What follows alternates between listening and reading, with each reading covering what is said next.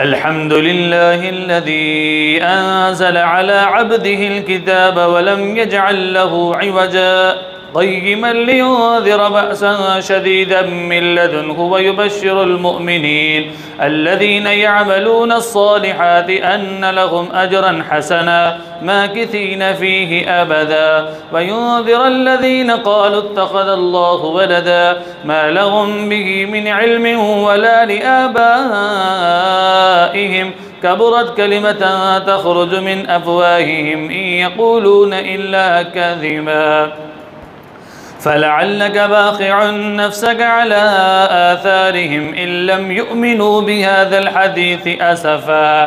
إنا جعلنا ما على الأرض زينة لها لنبلوهم أيهم أحسن عملا وإنا لجاعلون ما عليها صعيدا جرزا أم حسبت أن أصحاب الكهف والرقيم كانوا من آياتنا عجبا إذ أوى الفتية إلى الكهف فقالوا ربنا آتنا من لدنك رحمة وهيئ لنا من أمرنا رشدا فضربنا على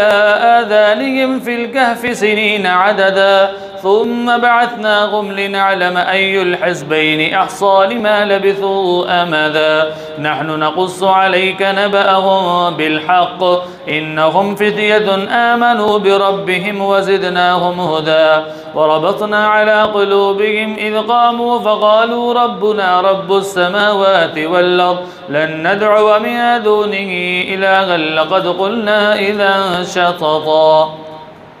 هؤلاء قوم اتخذوا من دونه آلهة لولا يأتون عليهم بسلطان بين فمن أظلم ممن افترى على الله كذبا وإذ اعتزلتموهم وما يعبدون إلا الله فأووا إلى الكهف ينشر لكم ربكم من رحمته ويهيئ لكم من أمركم مرفقا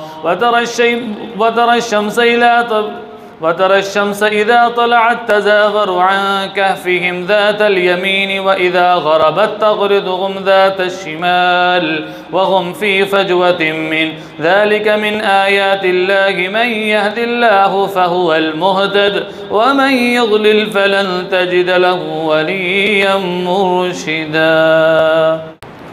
وتحسبهم أيقاظا وهم رقود ونقلبهم ذات اليمين وذات الشمال وكلبهم باسط ذراعيه بالوصيد لو اطلعت عليهم لوليت منهم فرارا ولملئت منهم رعبا وكذلك بعثناهم ليتساءلوا بينهم قال قائل منكم كم لبثتم قالوا لبثنا يوما أو بعض يوم قالوا ربكم أعلم بما لبثتم فابعثوا وحدكم بورقكم هذه إلى المدينة فلينظر أيها أزكى طعاما فليأتكم برزق منه وليتلطف ولا يشعرن بكم أحدا إنهم إن يظهروا عليكم يرجموكم أو يعيدوكم في ملتهم ولن تفلحوا إذا أبدا وكذلك أعثرنا عليهم ليعلموا أن وعد الله حق وأن الساعة لا ريب فيها إذ يتنازعون بينهم أمرهم فقالوا ابنوا عليهم بنيانا ربهم أعلم بهم قال الذين غلبوا على أمرهم لنتخذن عليهم مسجدا سيقولون ثلاثة رابعهم كلبهم ويقولون خمسة سادسهم كلبهم رجما بالغيب ويقولون سبعة وثامنهم كلبهم قل ربي يعلم بعدتهم ما يعلمهم إلا قليل فلا تمار فيهم إلا مراء ظاهرا ولا تستفت فيهم منهم أحدا ولا تقولن لشيء إني فاعل ذلك غدا إلا أن يشاء الله واذكر ربك إذا نسيت وقل عسى أن يهديني ربي لأقرب من هذا رشدا ولبثوا في كهفهم 300 سنين وازدادوا 9 قل الله أعلم بما لبثوا له غيب السماوات والأرض أبصر به وأسمع ما لهم من دونه من ولي ولا يشرك في حكمه أحدا واتل ما أوحي إليك من كتاب ربك لا مبدل لكلماته ولا تجد من دونه ملتحدا واصبر نفسك مع الذين يدعون ربهم بالغداة والعشي يريدون وجهه ولا تعد عيناك عنهم تريد زينة الحياة الدنيا ولا تطع من أغفلنا قلبه عن ذكرنا واتبع هواه وكان أمره فرطا وقل الحق من ربكم فمن شاء فليؤمن ومن شاء فليكفر إنا أعتدنا للظالمين نارا أحاط بهم سرادقها وإن يستغيثوا يغاثوا بماء كالمهل يشوي الوجوه بئس الشراب وساءت مرتفقا إن الذين آمنوا وعملوا الصالحات إنا لا نضيع أجر من أحسن عملا أولئك لهم جنات عدن تجري من تحتهم الأنهار يحلون فيها من أساور من ذهب ويلبسون ثيابا خضرا من سندس واستبرق متكئين فيها على الأرائك نعم الثواب وحسنت مرتفقا واضرب لهم مثل الرجلين جعلنا لأحدهما جنتين من أعناب وحففناهما بنخل وجعلنا بينهما زرعا كلتا الجنتين آتت أكلها ولم تظلم منه شيئا وفجرنا خلالهما نهرا وكان له ثمر فقال لصاحبه وهو يحاوره أنا أكثر منك مالا وأعز نفرا ودخل جنته وهو ظالم لنفسه قال ما أظن أن تبيد هذه أبدا وما أظن الساعة قائمة ولئن رددت إلى ربي لأجدن خيرا منها منقلبا قال له صاحبه وهو يحاوره وكفرت بالذي خلقك من تراب ثم من نطفة ثم سواك رجلا لكن هو الله ربي ولا أشرك بربي أحدا ولولا إذ دخلت جنتك قلت ما شاء الله لا قوة إلا بالله إن ترني أنا أقل منك مالا وولدا فعسى ربي أن يؤتيني خيرا من جنتك ويرسل عليها حسبانا من السماء فتصبح سعيدا زلقا أو يصبح ماؤها غورا فلا تستطيع له طلبا وأحيط بثمره فأصبح يقلب كفيه على ما أنفق فيها وهي خاوية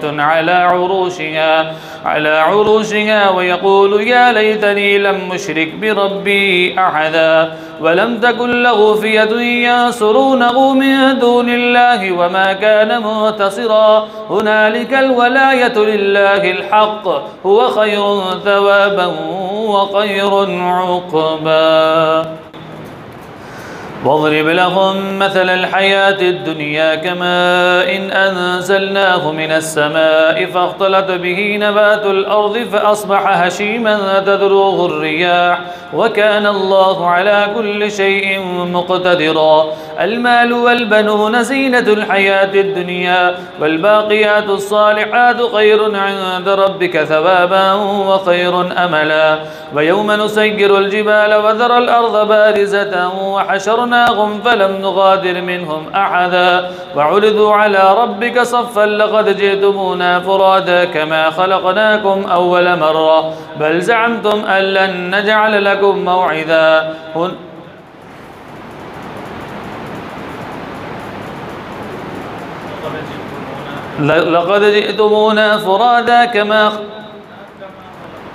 لقد جئتمونا كما خلقناكم أول مرة بل زعمتم أن لن نجعل لكم موعدا ووضع الكتاب فترى المجرمين مشفقين مما فيه ويقولون يا ويلتنا ما لهذا الكتاب لا يغادر صغيرة ولا كبيرة إلا أحصاها ووجدوا ما عملوا حاذرا ولا يظلم ربك أحدا. وإذ قلنا للملائكة اسجدوا لآدم فسجدوا إلا إبليس كان من الجن ففسق عن أمر ربه أفتتخذونه وذريته أولياء من دوني وهم لكم عدو بئس للظالمين بدلا. ما أشهدتهم خلق السماوات والأرض ولا خلق أنفسهم وما كنت متخذ المضلين عضدا. ويوم يقول نادوا شركائي الذين زعمتم فدعوهم فلم يستجيبوا لهم وجعلنا بينهم موبقا. ورأى المجرمون النار فظنوا أنهم مواقعوها ولم يجدوا عنها مصرفا. ولقد صرفنا في هذا القرآن للناس من كل مثل وكان الإنسان أكثر شيء جدلا. وما منع الناس أن يؤمنوا إذ جاءهم الهدى ويستغفروا ربهم إلا أن تأتيهم سنة الأولين أو يأتيهم العذاب قبلا.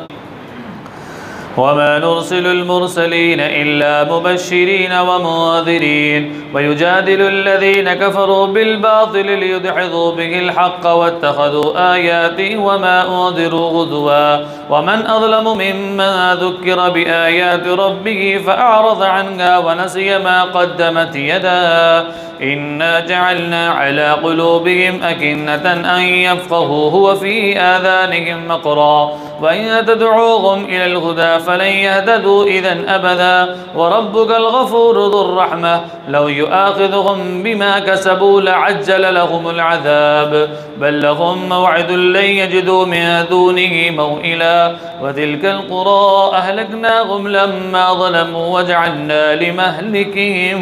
موعدا. وإذ قال موسى لفتاه لا أبرح حتى